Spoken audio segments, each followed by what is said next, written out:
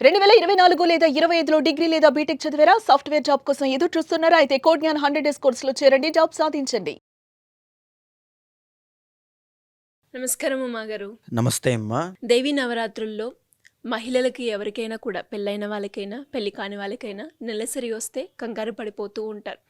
Especially అలాంటి డేస్‌లో కనుక మహిళలు ఎలాంటి నియమాలు పాటించాలి అంటారు? అండ్ చాలామంది దేవీ నవరాత్రుల్లో మహిళలు దీక్షని కూడా చేస్తూ ఉంటారు, పాటిస్తూ ఉంటారు. కరెక్ట్. అలాంటి సందర్భాల్లో అంటే దీన్ని ఏ రకంగా మనం తీసుకోవాల్సిన అవసరం ఉందంటారు? తప్పకుండా అమ్మా. చాలా ఇంపార్టెంట్ క్వశ్చన్ అండి. ఎందుకంటే చాలామంది ఆడవాళ్ళు ఈ క్వశ్చన్ అడుగుతూ ఉంటారు. దేవి శరన్నవరాత్రి మహోత్సవాలు అనేటువంటివి ఆశ్వయుజ మాసంలో వస్తూ ఉంటాయి. ఆశ్వయుజ మాసంలో పాడ్యం దగ్గర నుంచి దశమి వరకు వచ్చేటువంటి దాన్ని దసరా అంటూ ఉంటాం.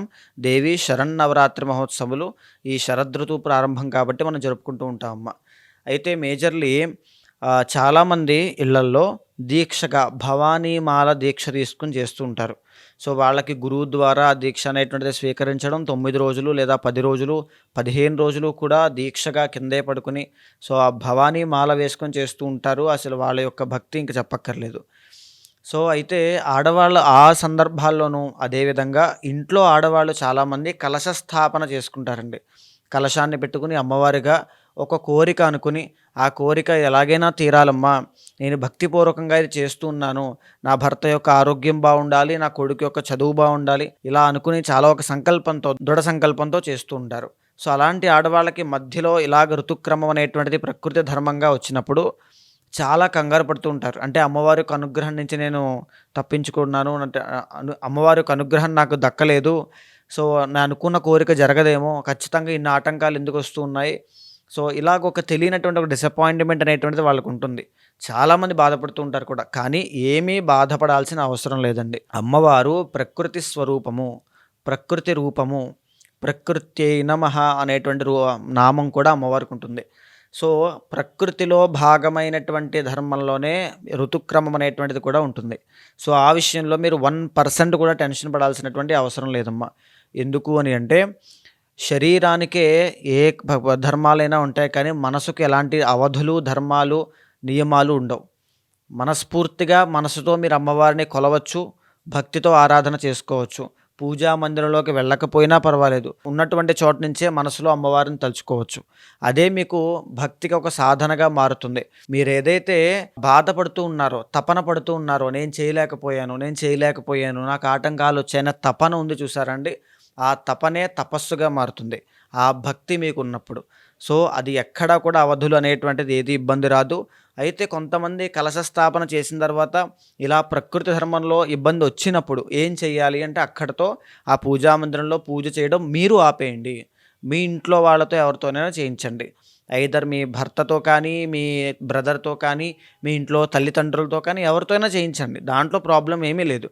మీరైతే వెళ్ళొద్దు, మీరైతే చెయ్యొద్దు. ఒక 5 రోజుల పాటు, 5 రోజులు అయిపోయిన తర్వాత అప్పటికి ఈ శరన్నవరాత్రులు ఉంటే కొనసాగించండి, ప్రాబ్లం లేదు.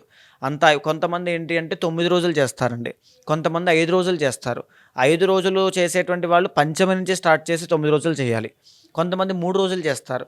3 రోజులు చేసేవాళ్ళు సప్తమి దగ్గర నుంచి స్టార్ట్ చేయాలి. కొంతమంది ఏంటి అంటే ఒక్కరోజు చేస్తారు, వాళ్ళు అష్టమి లేదా నవమి లేదా దశమి నాడు స్టార్ట్ చేయాలి.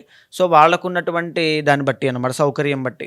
సో ఎవరు ఎన్ని రోజులు చేసినా సరే మీరు 5 రోజులు అయిపోయిన తర్వాత ఖచ్చితంగా మళ్ళీ అమ్మవారిని ఒకసారి మనస్ఫూర్తిగా పూజ చేసి, ఇలాంటి ఆటంకములు కలిగించినప్పటికీ కూడా నేను నీ కృపకి పాత్రురాలునే, నాకు ఎలాంటి ఆటంకములు లేవు, నా అనుకున్నది ఖచ్చితంగా నువ్వు నెరవేరుస్తావు అనేటువంటి సత్సంకల్పంతో అమ్మవారిని ఉద్వాసన అనేటువంటి చెప్పాలి.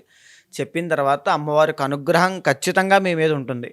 అయితే కొంతమంది భవానీ దీక్ష తీసుకుంటారు కదండి, వాళ్ళైతే భవానీ దీక్ష తీసుకున్నప్పుడు ఆకస్మికంగా, అంటే ఇందులో 2 రకాలండి. ప్రకృతి ధర్మంలో అదే ప్రతి నెల వచ్చేటువంటి ఋతుక్రమం వేరు. కొంతమంది గైనిక్ ఇష్యూస్ వల్ల, ఆరోగ్య సమస్యల వల్ల బాధపడుతూ ఉంటారు. సో మీకు అర్థమైందండి, గైనిక్ ఇష్యూస్ వల్ల, సో దానివల్ల ఇబ్బందులు ఉన్న వాళ్ళైతే భయపడాల్సిన పని లేదు. ఎందుకంటే ప్రకృతి ధర్మం వరకు ఒకటైతే ఇది ఒక ఆరోగ్య సమస్య, అది జీవితాంతమో లేకపోతే ఒక 10 సంవత్సరాలు ఉంటే 10 సంవత్సరాలు పూజ చేయకూడదా అంటే అలా అని కాదు. సో ఆ భగవంతుని మీరు నిత్యము మీ యొక్క శరీరాన్ని శుద్ధి చేసుకుంటూ అలా ఆరోగ్య సమస్య ఉన్న వాళ్ళైతే చేయొచ్చు. సో ఇలా ప్రకృతి ధర్మంగా ఉన్న వాళ్ళైతే చేయకూడదు. సో, ఖచ్చితంగా ఇది ఫాలో అవ్వండి. ఎందుకనంటే ఆ నెగెటివ్ ఎనర్జీ అనేటువంటిది ఆ పాజిటివ్ ఎనర్జీని డామినేట్ చేసి అక్కడ పాడు చేస్తుంది వ్యవహారాన్ని అని చెప్పేటువంటి విషయంలో మాత్రమే మహర్షులు ఈ యొక్క నియమాన్ని పెట్టడం జరిగింది. అంతకు మించి ఏది డిసప్పాయింట్ అవ్వాల్సిన పని లేదు. ఇంకొకటి ఏంటంటే వితంతువులు. చాలామంది సువాసినీలైతే పెళ్ళైన వాళ్ళైనా, పెళ్లి కానటువంటి వాళ్ళైనా, పెళ్లి కానటువంటి వాళ్ళు కన్య ఖచ్చితంగా చేసుకుంటారు. పెళ్ళయ్యి భర్త ఉన్నవాళ్ళు సువాసినీలు ఖచ్చితంగా బ్రహ్మాండంగా అలంకారం చేసుకుని అన్నీ చేసుకుంటారు. ఇంకా భర్త లేనటువంటి వాళ్ళు వితంతువులు ఏం చేస్తారంటే, నేను చేయొచ్చా లేదా? అసలు నేను ఉపవాస దీక్ష పాటించవచ్చా? లేకపోతే నన్ను అనుగ్రహిస్తుందా? నేను పూజలో కూర్చోవచ్చా? పీటల మీద కూర్చోవచ్చా? ఇలాంటి ఒక సందేహాలుంటాయి. నిరభ్యంతరంగా, నిరాటంకంగా ఖచ్చితంగా కూర్చొని చేసుకోవచ్చండి. ఎందుకు అని అంటే అమ్మవారేమీ శాడిస్ట్ కాదు. అమ్మవారేమీ ఒక రకమైనటువంటి సైకిక్ ఏమీ కాదు. అమ్మవారు ఏమిటి అంటే భక్తిపూర్వకంగా ఎవరు ఆరాధన చేసినా సిద్ధిస్తుంది. అలా ఎవరైనా చెప్పినా సరే మీరేమీ నమ్మొద్దు. మనస్ఫూర్తిగా భక్తితో ఆరాధన చేస్తే అమ్మవారి యొక్క అనుగ్రహం మనకే కాదు, పశుపక్షాదులకి, క్రిమి కీటకాదులకి, తర్వాత ఎవరికైనా గంధర్వ, యక్ష, కిన్నర, కింపురుష అందరూ కూడా అమ్మవారిని ఆరాధన చేస్తుంటారు. వయోలింగ భేదాలు ఏమీ అవసరం లేదు. 100% శక్తి స్వరూపమైనటువంటి అమ్మవారిని మనసా, వాచా, కర్మణ ప్రతి ఒక్కరూ కూడా ఆరాధన చేయవచ్చు. ప్రతి ఒక్కరూ కూడా ఫలితములు పొందవచ్చు. కొన్ని నియమాలు ఈ భర్తతో కూర్చోవడం లాంటివి కొన్ని నియమాలు మాత్రము కొన్ని వ్రతాలకి, కొన్ని నోములకి మాత్రము ఉంటాయి. అది భర్తతో కూర్చొని చేయాల్సినటువంటి నోములు కాబట్టి వాటికి అవసరం కాబట్టి కూర్చోకూడదు. అలా అని చెప్పి ఇంక ఏ పూజలోనూ కూర్చోకూడదు, ఏమీ చేయకూడదు అనడం చాలా పొరపాటు.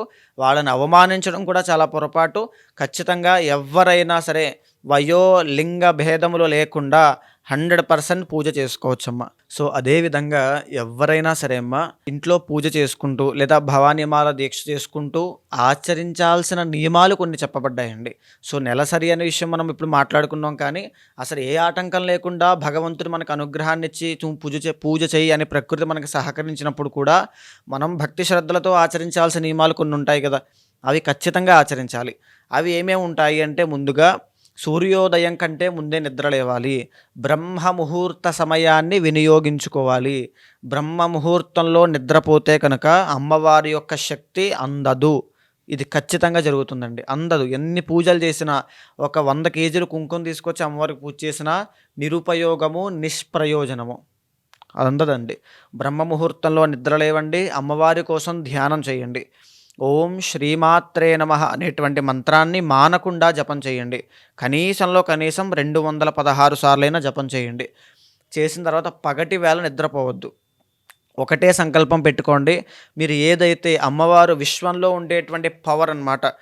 లక్ష్మి అంటే ఏంటి అంటే ఐశ్వర్య శక్తి. విశ్వంలో ఉండేటువంటి ఐశ్వర్య శక్తిని మనం ఆహ్వానిస్తున్నాం. అదే లక్ష్మీ పూజ. పార్వతి, దుర్గా నవరాత్రులు అంటే ఏంటి అంటే విశ్వంలో ఉండేటువంటి శక్తిని, ఆ ధైర్యాన్ని, సాహసాన్ని తర్వాత మనలో పెంచమని చెప్పి కోరుకుంటూ, ఒక శత్రు నాశనాన్ని కోరుకుంటూ, శత్రువుని ఎదిరించగలిగే శక్తి సామర్థ్యాలు ఇమ్మని కోరుకుంటూ, ఆ పార్వతి అనేటువంటి శక్తిని మనం అర్థిస్తున్నాము, ఆరాధిస్తున్నాము, శరణాగతి చెప్తూ ఉన్నాము. సో అలాంటి విషయంలో మీరు ఏదైతే సంకల్పం మీద అమ్మవారి దీక్ష తీసుకుని అమ్మవారి కోసం చేస్తూ ఉన్నారో దాని మీద ఒక్క 1% కూడా దృష్టి మళ్లించవద్దు. దాని మీదే ఉండండి, ప్రయత్నం చేయండి, సిద్ధిస్తుంది. ఇంకో ప్రధానమైన నియమం ఏంటి అంటే ఉల్లిపాయ, వెల్లుల్లిపాయ, నీచ మాంసాదులు, ఈ అల్లము ఇలాంటివి ఏది కూడా తీసుకోవద్దు. సాత్వికమైనటువంటి ఆహారం తీసుకోవాలి. ఎందుకు సాత్వికమైన ఆహారం తీసుకోవాలి అంటే, అమ్మవారు కానీ ఎవరైనా సరే మనం ఆరాధించేటువంటి దేవతలు నిర్గుణ, నిరంజన, నిర్వికల్ప, నిరామయ, నిరాక్షాతులు. అంటే ఏంటి అంటే నిర్గుణము, ఏ గుణము ఉండదు. నిరంజనము, నిర్వికల్పము, ఎలాంటి స్ట్రక్చర్, ఎలాంటి విగ్రహము అవసరం లేకుండానే మనం ధ్యానించవచ్చు. అలాంటి ధ్యాన స్థితికి వెళ్ళాలి అంటే ఉండాలి అంటే మనకి చిత్తశుద్ధి అనేటువంటిది ఉండాలి. మనలో చేయగలిగేటువంటి సామర్థ్యం ఉండాలి. సో నార్మల్గా ఉండేటువంటి కామన్ పీపుల్ ఏంటి అంటే అవన్నీ తినడం వల్ల వాళ్ళకి కామ, క్రోధ, లోభ, మోహ, మదమాత్సల్యం అనేటువంటి డెవలప్ అవుతాయి. ఆల్రెడీ ఎస్టాబ్లిష్ అయ్యి ఉంటాయి. దానివల్ల వాళ్ళు పరిపూర్ణంగా ఫోకస్ చేయలేకపోతారు, వాటిని జయించలేకపోతారు.